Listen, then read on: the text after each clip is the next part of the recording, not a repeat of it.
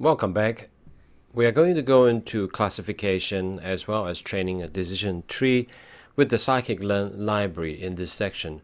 But before we go into that, in the previous section, what we have covered is a little bit more or some background on a decision tree. What does it look like? And also, the foundation of random forest is really based on decision tree and the fact that decision tree is part of the supervised learning framework or the algorithm. It works for both classification as well as regression. We talked about the advantages as well as the disadvantages of using decision tree. I gave you some questions to help you cement some of your learning, and hopefully you can recall some of the details before we go into this segment. Right, in this part, really, we want to actually look at how do you actually train a decision tree with the scikit-learn library.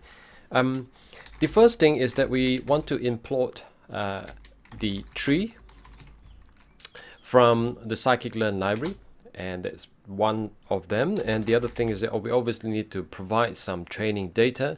X, as usual, is our import, as our predictor. We're going to provide it with two so-called data, true, and y is really our dependent variable that we are trying to train the algorithm first of all and to later on predict.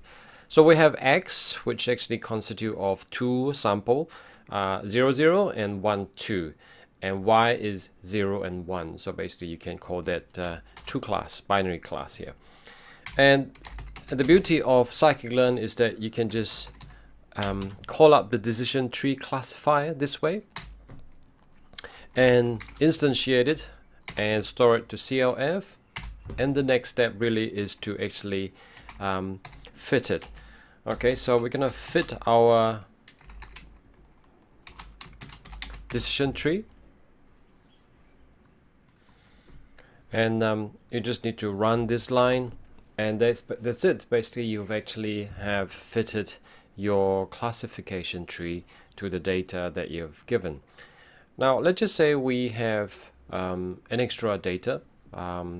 We wanted to know what class does it actually fit in, and how would you actually do that? You have this predict,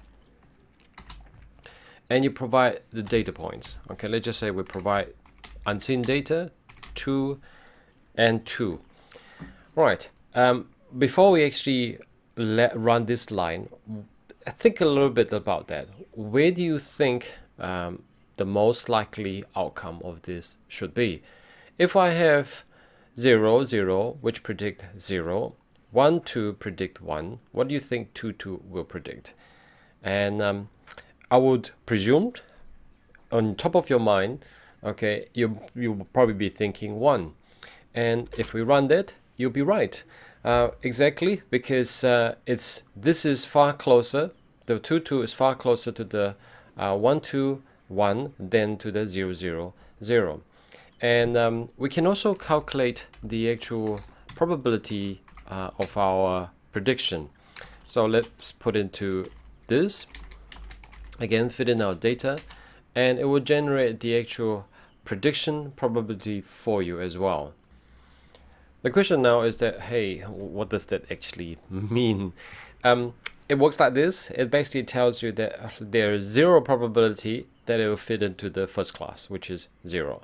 And there's 100% probability that it will fit into the second class, which is 1 in this case. So that's really how you read this predict probability. So just to cement your learning a little bit, why don't we actually put something that's a little bit closer to in between the two, 0, and then we give 1.1. All right, so it's the middle. Actually, we put 0.4. So we have 0.4, which is between 0 and 1, is closer to the first class, and then we have a 1, which is in the middle of the two. So let's just say we put 1.2 here. All right, so we run a prediction. It still say, hey, it should belong to the actual second class or class 1. And let's see what does the predict probability tell us now. Okay, so let me just copy this. I'm too lazy to type. And what does it give us?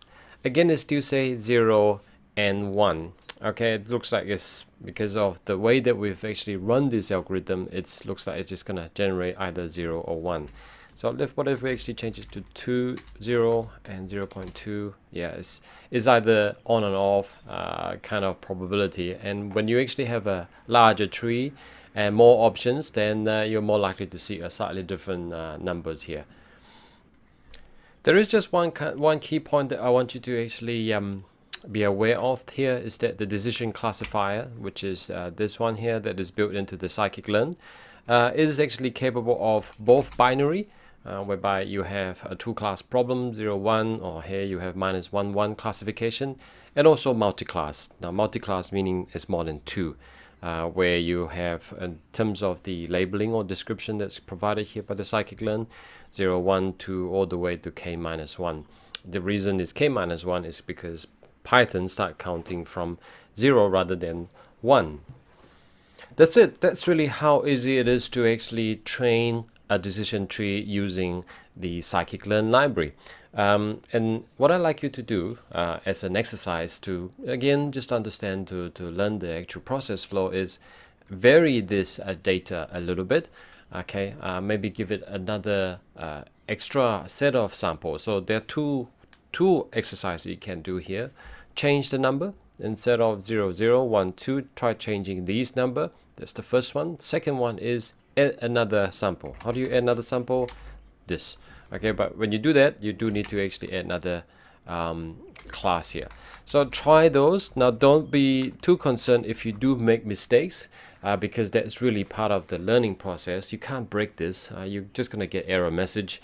Scikit-learn will just tell you that, hey, I don't know what you are talking about, and that's really part of the learning process. And that's the beauty of Python and also Jupyter Notebook, is that you can get immediate feedback and understand how the whole process flow. So pause the video now, try that out. When you come back, I'll just summarize this lesson, and we'll look forward to the lesson after this.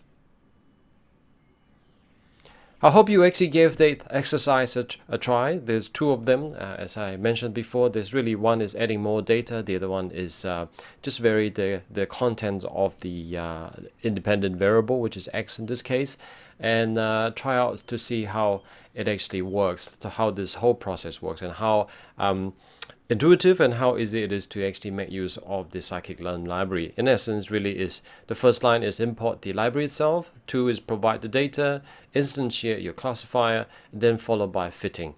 And that's it, enough that you can run a prediction on fresh data point that you have not seen before. With that, I'm going to end this video. Thank you for watching. When we come back, I'm going to show you how to visualize a decision tree, just to actually visually see how are the classes actually separated. I look forward to seeing you in the next video. Thank you for watching.